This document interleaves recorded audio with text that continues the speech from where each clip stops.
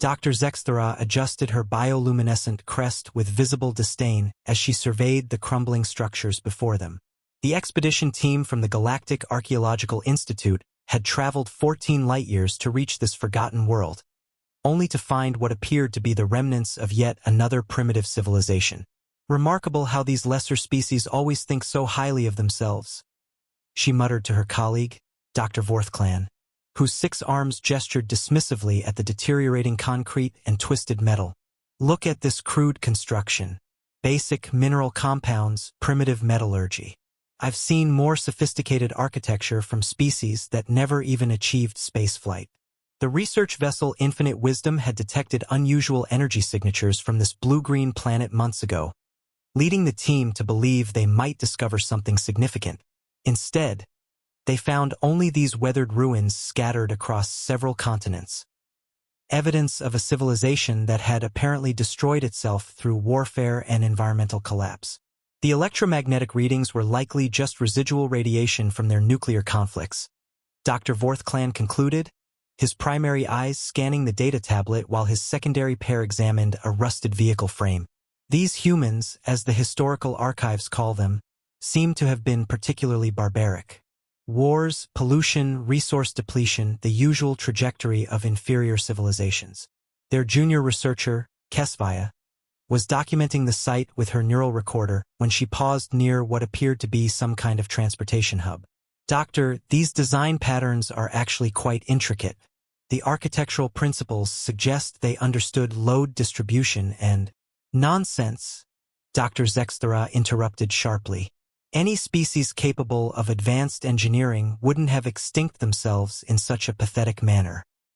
These structures are clearly the work of beings who barely understood their own technology. The team spent hours cataloging what they assumed were primitive artifacts. Corroded computers, simple mechanical devices, and basic communication equipment. They snickered at the crude nature of human transportation, the inefficiency of their power systems, and what they perceived as chaotic urban planning. Imagine, Dr. Vorthclan said with amusement, a species that built their settlements without consideration for quantum flux patterns or dimensional stability. No wonder they failed to achieve true advancement. As the alien sun began to set, casting long shadows across the ruined cityscape, something unexpected happened.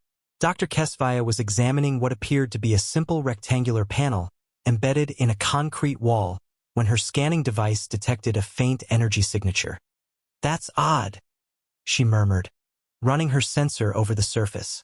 There's still power running through these conduits. Before her superiors could dismiss this observation, a soft hum filled the air. Then, one by one, points of light began appearing throughout the ruins. Street lamps flickered to life along abandoned roadways. Windows in distant buildings began to glow with warm illumination. Digital displays sparked back to existence, showing readouts in an elegant script the aliens suddenly realized was more complex than they had initially assessed. Dr. Zexthera's crest flattened against her skull in shock as the entire city began to awaken around them. Emergency lighting systems activated in perfect sequence. Traffic signals resumed their patterns. Even decorative fountains began to flow again, their pumps responding to automated commands from systems that had been dormant for decades. This is impossible, Dr. Vorthclan whispered, his 6 arms trembling as he watched infrastructure come alive with seamless precision. The power grid should have failed completely after all these years. The ruins were no longer ruins. They were a sleeping city, awakening at some predetermined signal. As the aliens stood in stunned silence, they began to notice details they had missed. The sophisticated redundancy in the electrical systems, the elegant integration of technology with environment, the careful planning that had allowed these systems to remain functional even after their creator's disappearance. A holographic display materialized near the transportation hub, showing star charts and trajectory calculations that made the aliens' own navigation systems look crude by comparison. The message was clear. The humans had not destroyed themselves.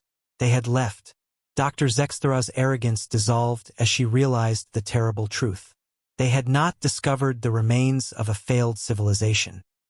They had stumbled upon a way station left behind by a species far more advanced than their own. Beings who had simply moved on to something greater, leaving their old world as a monument to their journey among the stars.